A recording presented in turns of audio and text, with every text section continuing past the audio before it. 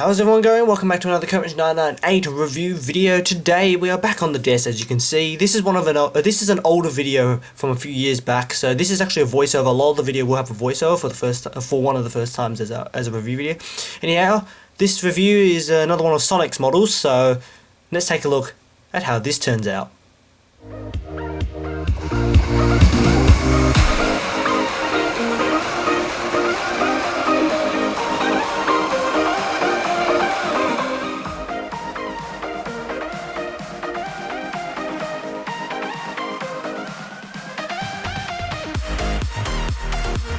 Yeah, welcome back everyone. So this video, as I said in the start, is going to be a switch between pre-recorded and post-recorded. So for most of this part, the desk part will be all re-recorded because it just didn't make any sense in the original stuff. Anyhow, as we can see, it's something a little bit different. Actually, not really for this year, because most of the stuff we've done this year is actually British. So it's a London Underground S-Stock unit, a London Transport Special Edition.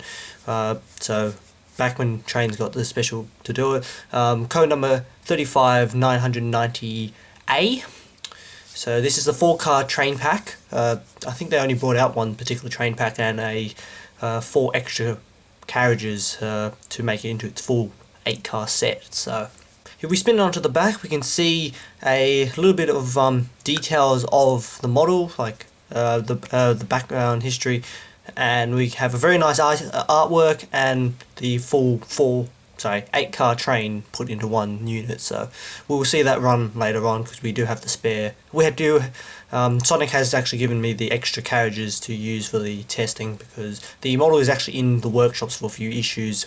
This is the second time in the workshops. Anyhow, let's get into the box. It's a standard train pack, so it's not going to fit on the screen properly because it's bigger than my desk compared to the in the original videos, because compared to nowadays, the videos are now recorded on the new table, which would allow me to actually fit something of decent size nowadays. But this was an older video, and it's yeah, it's still up to date seemingly. So we've got 4 separate boxes, 2 power units and 2 trailing units.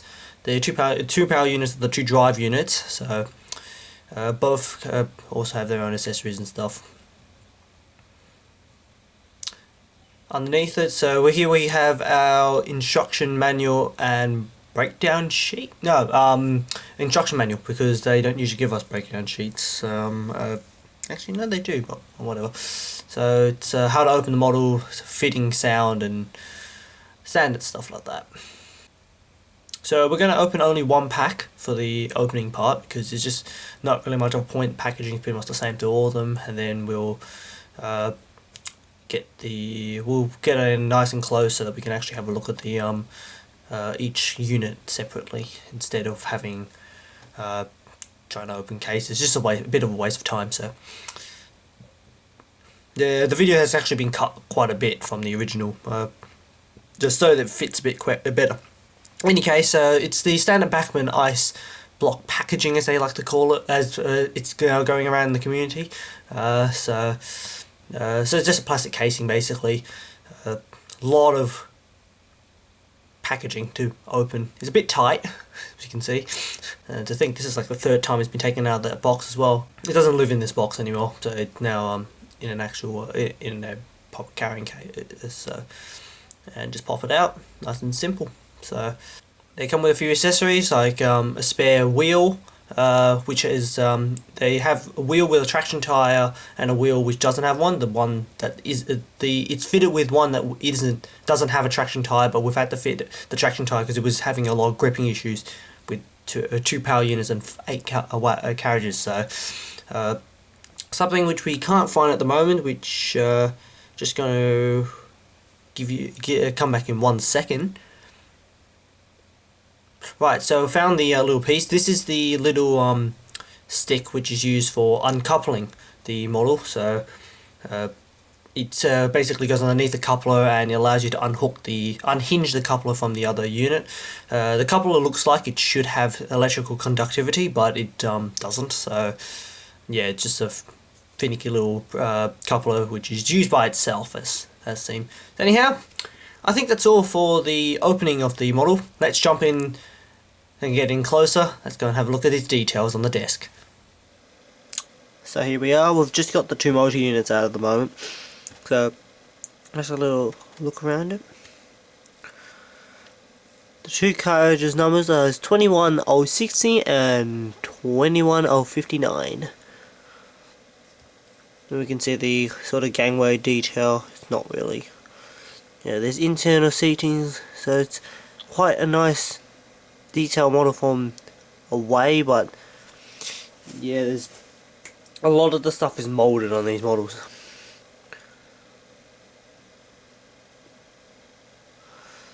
Yeah, so let's get a little brief history of them first, and then we'll take a look at the trailing units, and then we'll pop them on the layout. I will be running it with the 4-car unit first, and then the 8-car.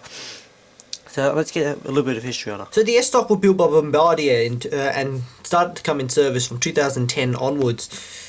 There were 7-car units and 8-car units. They operate on the Circle District, Hammersmith City and Metropolitan lines.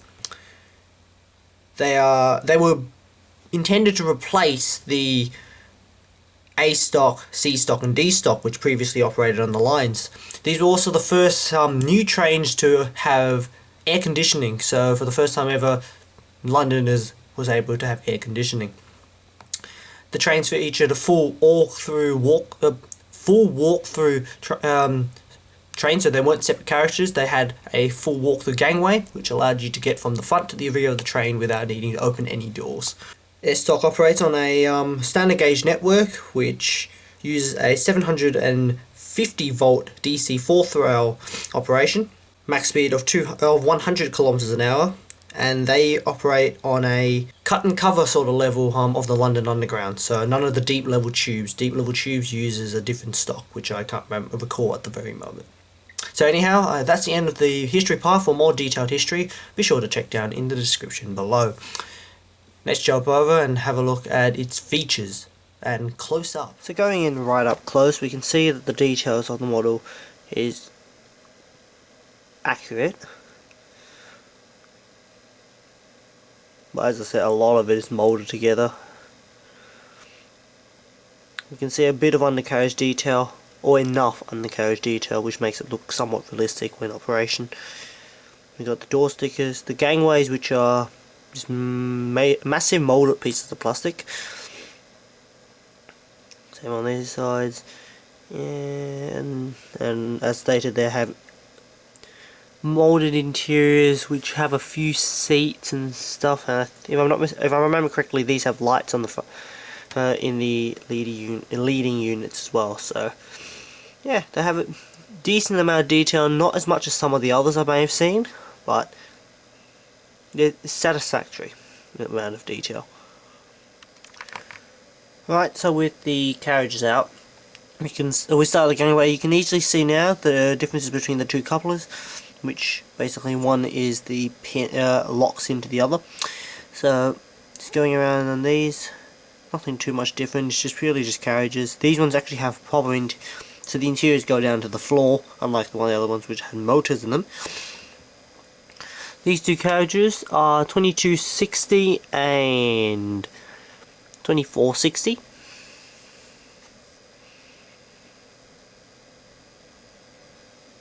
Just going nice and close to take a look at some of the details again. There's nothing really much different to the power units. You can see the roundels on the side. So yeah, they're decent models once again, a lot of molded parts. So it's pretty much the same as the lead unit, just with that cab. So let's get on to the layout, let's see her performance. She's already been ran in, so a lot of that stuff is all ready. Put the other two in the frame as well. There's a particular way that I have to set these up, so I have to go and find out how to set these up again. Otherwise I'm going to have a few issues. Well, we might see a few of their issues pop up during the video, during the running as well, because there is a reason why it's here, and I'll go through the some of the running issues and stuff during the running portion of the layout. So let's move on to the layout and let's take a look how she goes. Righto, finally at the layout. As we can see, it's a mess. It pretty much always is now. I just have no time to actually clean it up properly. We've got this currently on the loop, which we're going to be using. Need to quickly get that moved out. The train's just around the corner, which is going to be some fun to get it back onto the layout again. The extra carriages are currently in the box, so I'll bring them out after a few rounds with its forecast set. And then through all this I'll run through some of the issues which you've had and some of the issues it still has. So yeah, let's get some stuff moved about, and I'm gonna leave the camera here so you just see the train pop up in front of us on this track. I might leave it so that we can pull on one carriage or something. Right, and there we go. We can see the train's moved out the way, and now we have the London Underground set now on the outer loop. We've got the final unit here, so I'm just going to bring up the camera from where it's currently sitting so we can take a look at how it couples up. So the coupler has this sort of pin style coupler, which literally means that the drawbar just goes into each other and locks on. Like that. So yeah, it's their own coupling system, which means that the train will only work with itself, which is a lot of DMU units I've noticed now. So, well, seemingly since it's ready, let's give her a bit of power. Let's see how she rolls. I think I've got it configured in the right way, so it might be interesting, because we might see some of the issues pop up very, very soon. So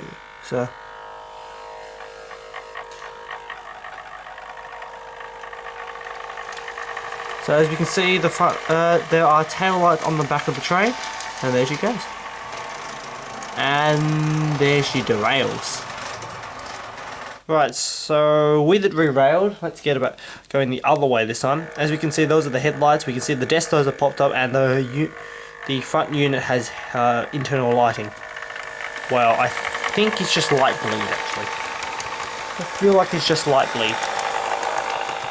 Seems like it's going a bit better now, so I'll get a few shots of her running in this direction, because I think there's a problem with it's a problem with the conversion carriage in the centre. So yeah, it seems like it's working now. I'll get it to come through the camera one more time.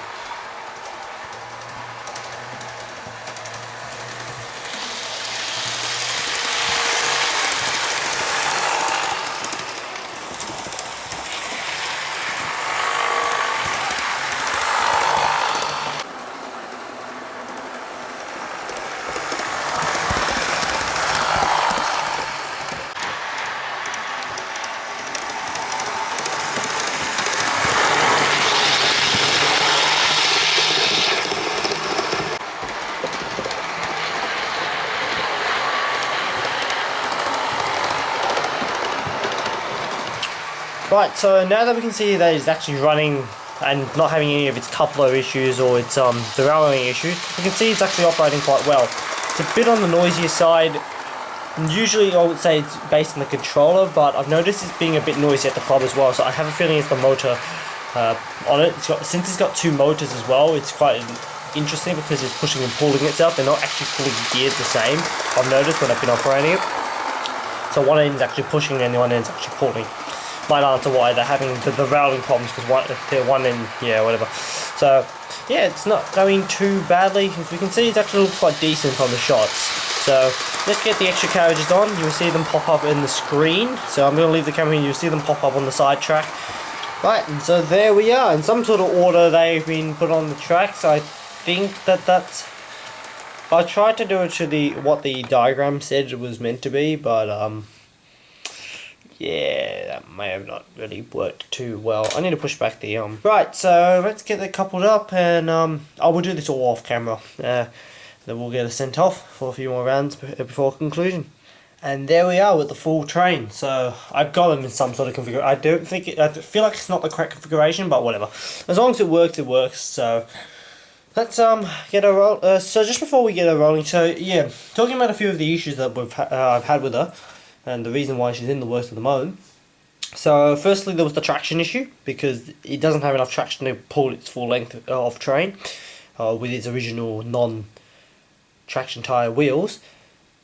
The second issue which we're now currently trying to deal with is that derailing issue which you saw there. That has been an issue for quite a bit. I'm trying to understand how to get that fixed. There was a problem with the two ends originally, but those two somehow been fixed. Don't know how, but they have. There's now a problem with the carriages.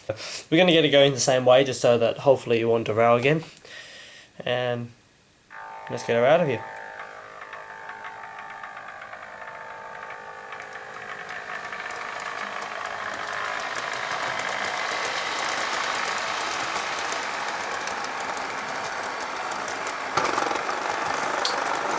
Derailed already, so got to fix that first before we continue on.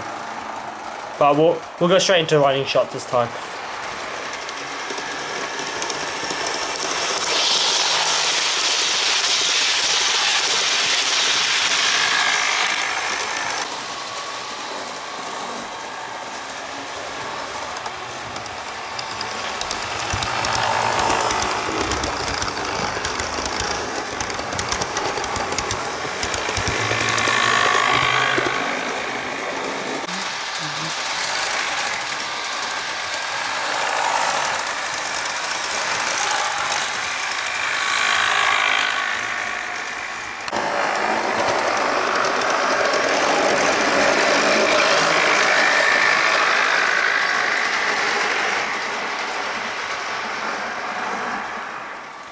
So with the running shots done, as you can see, I've had to turn the whole train. I had to send the train up in the other direction. For some reason, with the couplers, it worked.